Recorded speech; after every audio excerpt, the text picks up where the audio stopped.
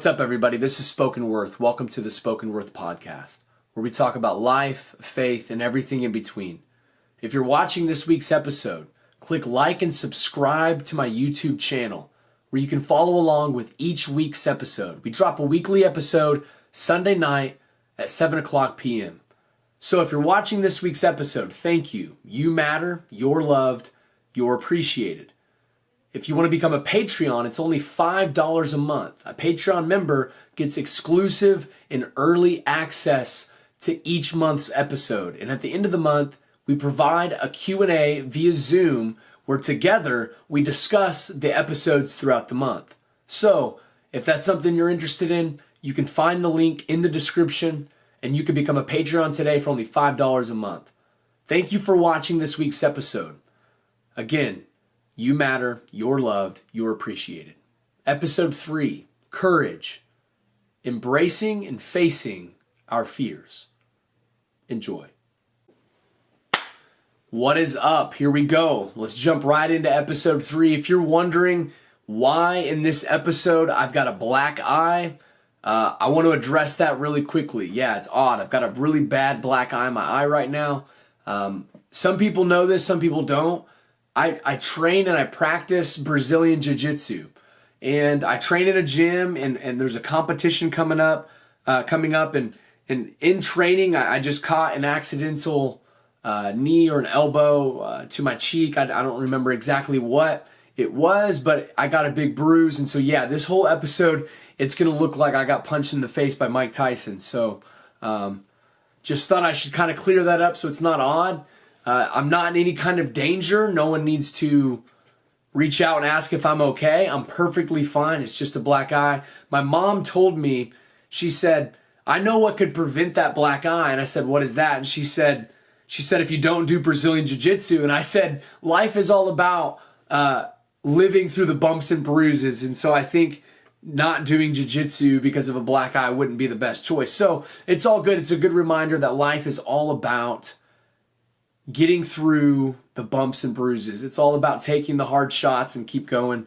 Like Rocky Balboa once said, it's not about how hard you can hit, it's about how hard you can get hit and get up and keep moving forward. And my voice is a little bit off this episode. If you're wondering why my voice is off, I teach at a school. I teach 7 classes, up to 7 classes a day. And this past week I was in my classes, I just wasn't hydrated enough, and I completely lost my voice. My voice was shot. It's finally back in a place where I can film and do an episode, so I'm really excited.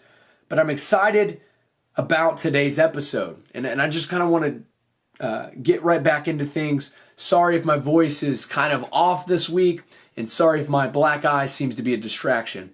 But hopefully you can get something from this episode. The purpose of this episode is to identify the connection between courage and fear, so that we would practice courage in the areas of life we fear most. Furthermore, it is to identify what will create more courage within our life so that we would take steps towards living with more confidence. And the 3 main points we're going to cover in this idea of courage is, 1, courage is developed in arenas of fear. Embrace and face your fears to develop courage. That's what we're going to look at first.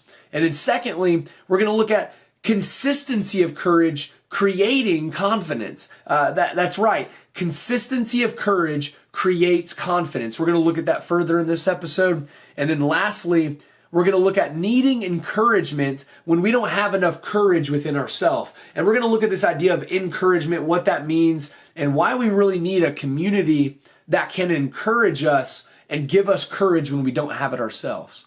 And the reason we're talking about all of this is because in life, I believe courage is one thing everybody wishes they want, that they had more of, but at the times they need it most, they don't seem to have it. I know that's true in my life. In other words, in times of my life when I want to take those bold steps of faith, or when I want to be courageous, or when I want to be strong, I end up failing and resolving back to being timid and being afraid and being paralyzed in that fear.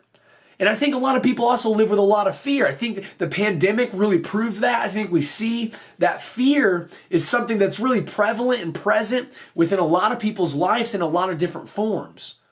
And so I wanted to talk about courage and what courage is, and again, how it develops confidence, how we can create that within our life, and what we need to do. And I think the first thing we need to do in this first point is define courage. What does courage even mean? Courage defined is the ability to do something that frightens someone. And I think that's a fascinating definition because, quite frankly, that opposes, it's contrary to our common perception of courage. And it really tells us what courage is not. Courage is not the ability to do something with lack of or no fear.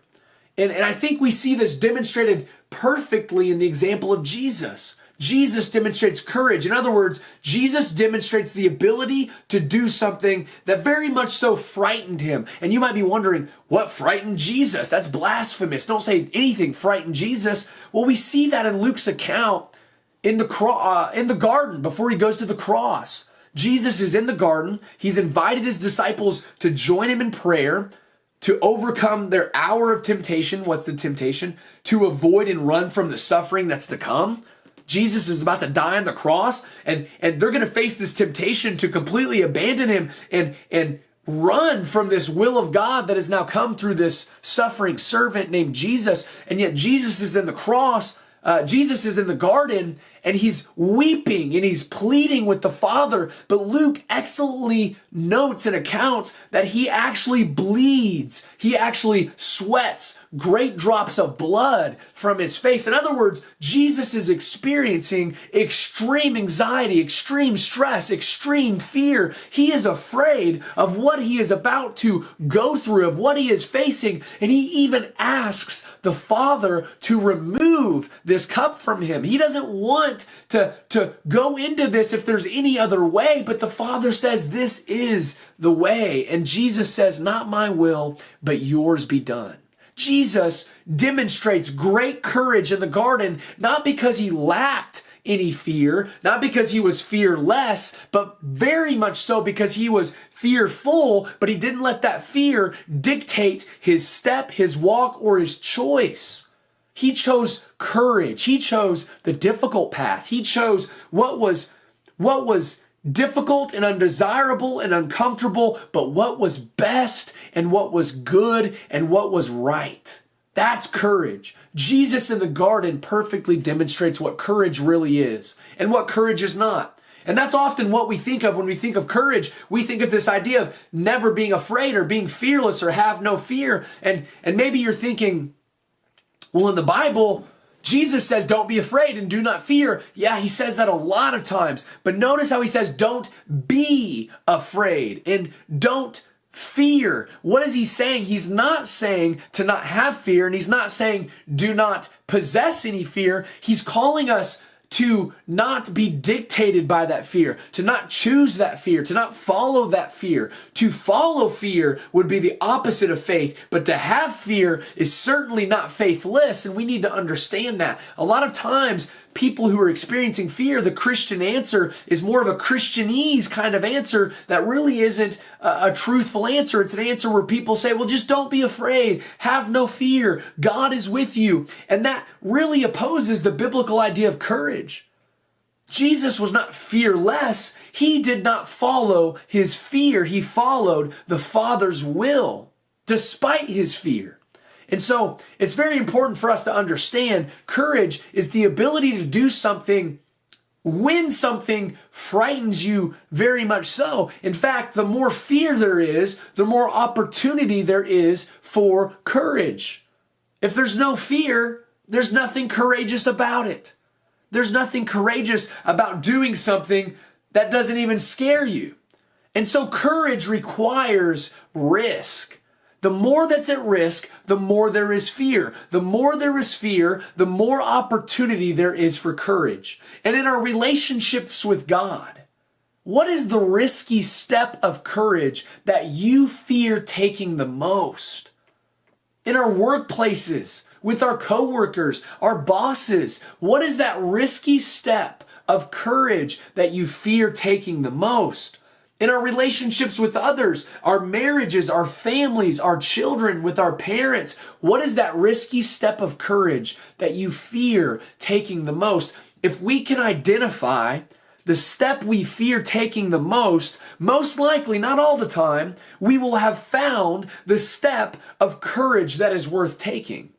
Again, if I can identify the area of my life where I fear taking a step of courage the most, I have then identified most likely the area in which I need to take that step of courage, despite my fear.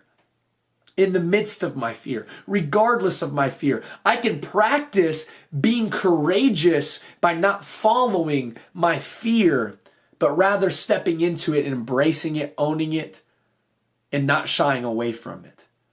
And if you want courage in your life, you need to practice embracing and owning your fears rather than denying them or pushing them to the side or acting like it's your responsibility to obliterate them, because it's not.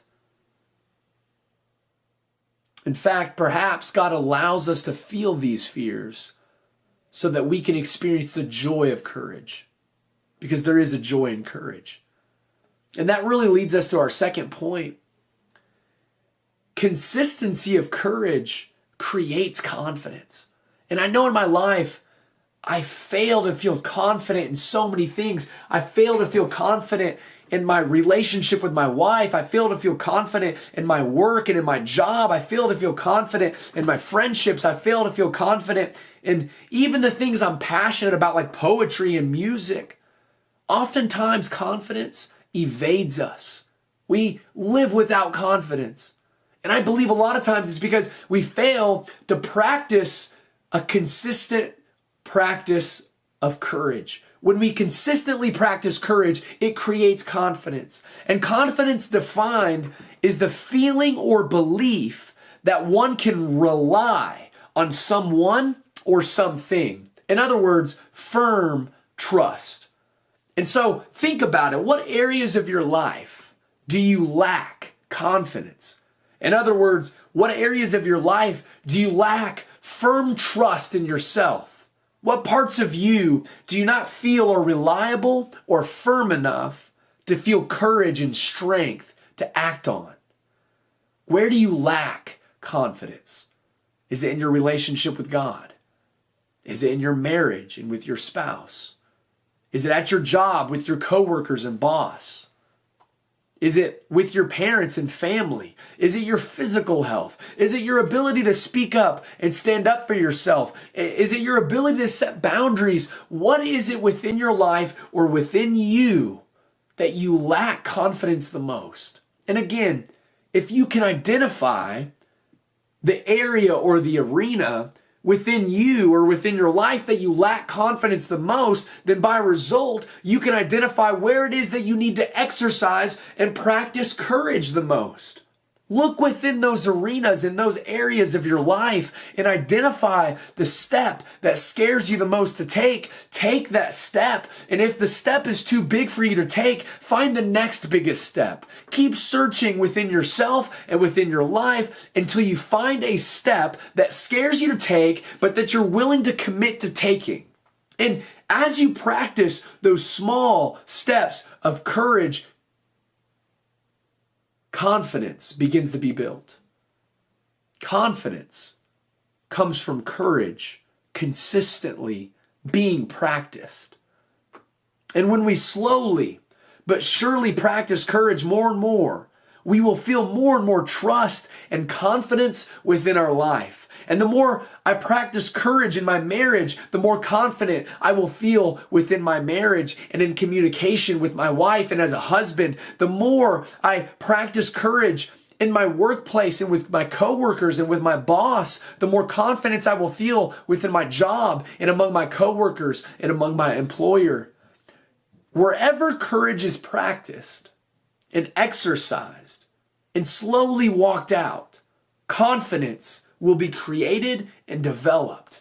So confidence will be where courage is consistently practiced. So consider, where do you want confidence in your life? And let that be a place you begin practicing taking steps that are risky, that have fear, but you are willing to commit to taking because of the reward that comes from it.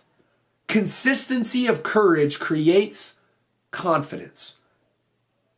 And then lastly, community stirs up courage and offers grace when we fail and fall to fear. Again, many times when we lack courage, we need to be encouraged by community to get the courage we need. In other words, sometimes we need to receive courage from an outside source other than ourselves. And that really is what the definition of encourage means. Encourage, defined, is to give, instill courage, confidence, or hope to someone. And to instill something is to gradually but firmly establish something. So that means encouragement is when someone or something gives gradual, firm establishment of courage, confidence, and hope within someone. We need sources of encouragement within our life because there is time when we will fall and fail to fear. There is time when we will fail to do the steps of courage that we know we ought to take. That's why Paul says, I do the things I don't want to do, and I don't do the things that I want to do. I believe in a lot of ways he's talking about courage there in regards to, I have this struggle between acting on what I know I should act on, and I have a struggle not acting on what I shouldn't act on. And so I think courage, a lot of times, we can practice taking those courageous steps and create confidence, but then a lot of times we don't have the courage within ourselves to even take those initial steps. Or when we fall to fear, sometimes it takes all the courage we had left in us out of us. It just zaps it. It just erases it. It just takes it away. And when those moments come, when those moments occur in our life, we absolutely need community. We need community specifically that's Christ-centered community. And a Christ-centered community, it's one of the greatest sources of encouragement someone can have. It's trying to live courageously by ourselves. You understand, trying to live courageously by ourselves just doesn't work out. In a Christ-centered community, it's an authentic community. And we gain courage when we have the safety to be seen and heard in an authentic and real way. In a Christ-centered community, it's grace-filled community. We gain courage through the receiving of grace. Practicing courage comes with a lot of failure. The more we practice courage, the more we will fail in doing the courageous thing. And when we fail, we need grace from a grace-filled, Christ-centered community that can give us that grace in our time of need. Grace will be what gets us back on the horse of courage when we fall to fear. And a Christ-centered community is truth-filled. Many times we avoid and suppress the truth of where we need to exercise courage. We deny it. We know where we need to exercise courage. We know the steps of courage, of boldness. We know the risky steps we ought to take, but we ignore those things. In a Christ-centered community, that's a community that can help you identify those truths in your life, those areas of life where you need to practice courage. A truth-filled community of Christians can gracefully help you identify those areas of courage that is most needed in your life. But most importantly, bigger than even a Christ-centered community, you need Christ. We need Christ. I need Christ as the greatest and sole and supreme source of encouragement in my life. And we can find encouragement. We can find the firm establishment of courage within us from Jesus because of the courage that Jesus demonstrated. In other words, I can find courage and be encouraged by Jesus because of the courage seen from Jesus. Jesus' courage on the cross gives me courage to sacrifice and lay down my will, Jesus' courage to love his enemies gives me courage to serve and love my enemies. Jesus' courage to set boundaries and flip tables and do the things that were difficult in his time gives me courage to set boundaries that need to be set and to protect when it needs to happen. Jesus' courage to speak truth regardless of the consequences and regardless of the public perception gives me courage to choose truth rather than fear of what might occur if I did choose truth. Jesus' courage to go from heaven to earth gives me courage to follow God, even if it means lowering myself and where I'm at in life in order to serve others. Jesus' courage to ask God to forgive those who were murdering him give me the courage to be able to choose forgiveness when it doesn't even seem possible. Jesus' courage in his life provides real encouragement to those who lack courage and confidence in their life. And so please connect with a Christ-centered community and with Christ himself, because through both you will find sources of encouragement that will richly bless your life. Don't be the Christian or the person that says, I love God, but I don't need church. Maybe you don't need an unhealthy church, but you certainly need a healthy faith family that will love and be there for you, see you and hear you and accept you, and be able to give you that encouragement when you lack courage most in your life. Courage is the thing that can unlock confidence. It's the very thing that can lead to more structure, consistency, more opportunity, more fruit in our life. Courage is so important. And so what we do with this is we identify, we own, and we embrace our fears. Stop running from them. Stop acting like we're supposed to obliterate them from within our minds and hearts. Stop thinking it's sinful to have fear. It's not.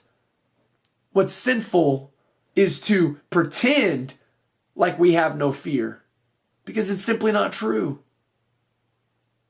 Face and embrace your fears. But then secondly, practice courage by taking the risky steps that you don't want to take in the areas of life that you lack confidence in. Practice courage by taking the risky steps you don't want to take in the areas of life you lack confidence in. And then lastly, get connected to Christ-centered community and to Christ. Because there's going to come a time where you fail and you fall to fear and you fail to take that step of courage and your courage seems to disappear. But when that happens, you need a source of encouragement that can give you the courage and instill the courage into you, firmly establish the courage into you so that you can get back on the horse of courage and continue to do the work that you don't want to do so that you can receive what you wouldn't receive if you just ignored that fear and you chose to just stay where you're at and not take those risky steps. So, hopefully this was an episode that encouraged you in some way. Maybe it gives you the courage to identify where you need to exercise courage. But whatever this episode did for you, I'm thankful, I'm appreciative that you took the time to watch and hang out and listen. Again, God wants us to have confidence and courage within our life and within our relationships, and certainly within our relationship with him. And so find where it is that you lack confidence. Find your fears, own them, embrace them, and practice courage to create confidence within your life. God bless.